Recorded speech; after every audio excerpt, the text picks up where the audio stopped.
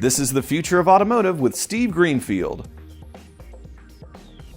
Welcome back to the latest episode of the Future of Automotive on CBT News, where we put recent automotive and mobility news into the context of the broader themes impacting the industry.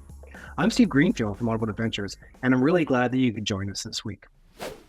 We've discussed before on this segment that last year's UAW victory may be short-lived and have unintended consequences. While our argument has had more to do with automakers focusing on robotics and automation to eliminate increasingly expensive union workers, we got somewhat different but related news on this week from automaker Stellantis. The UAW hailed its new contract with Stellantis in November as a triumphant moment, winning $19 billion in new U.S. investment, 25% wage increases, and full-time status for more than 3,000 temporary workers within just the first year. But not all employees have been lucky enough to reap the benefits of that historic UAW deal. Hundreds of Stellantis workers have since found themselves out of a job, and the automaker has raised the possibility of additional layoffs as it absorbs the higher labor costs, shifts to building more electric vehicles, and confronts global economic uncertainty. The recent job cuts have outraged the union leaders, as you can expect, who had celebrated the contract windfall just last fall.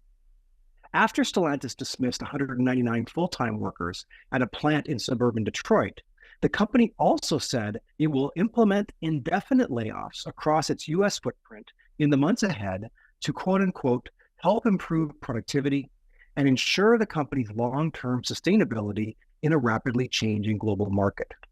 The cost-cutting quest has affected more than just hourly workers and those in the U.S. One highlight of the UAW's new contract with Stellantis was that the company agreed to give 3,200 temporary workers full-time status within the first year. Temporary workers, which Stellantis internally calls supplemental employees, are generally used to fill in for absences or when a plant needs more workers in a short time period. The newly negotiated contract raised starting pay for those jobs from $15.78 to $21 an hour and bars the company from keeping workers in temporary status for more than 9 months. But the approach Stellantis has been using to comply with that commitment isn't quite what the union had in mind.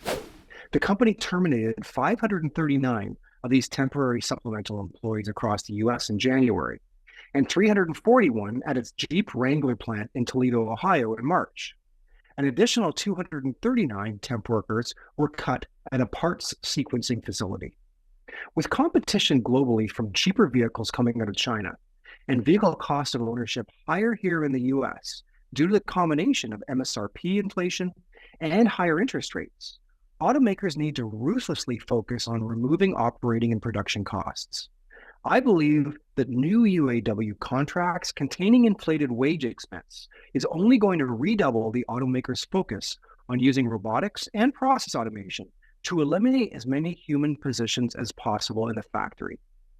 Stellantis may only be the first of many automakers we see struggling to reconcile higher labor costs, courtesy of renegotiated UAW contracts, under the stark realities of a more globally competitive auto market. So with that, let's transition to our companies to watch.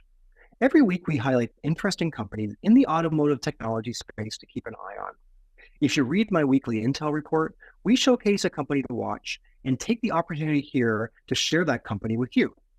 Today, our new company to watch is Emma Systems. Emma is a SaaS-based, AI-driven platform for airports and airlines that creates a unique real-time and forecasted view on operations and performance. Emma adds visibility and predictability, helping to realize immediate efficiency and sustainability gains. Emma is a real-time information platform, bringing together data from numerous disparate aviation partners. Emma translates this data into a web dashboard, integrating multiple legacy systems, providing one snapshot analysis of the entire aviation operations, from flights to ground movements to weather to passengers to baggage to an aerial view of the aviation runway, and much more depending upon the aviation user's wishes. Emma Systems allows for full flexibility on all levels, with airports themselves in control of what they want to see, measure, and configure.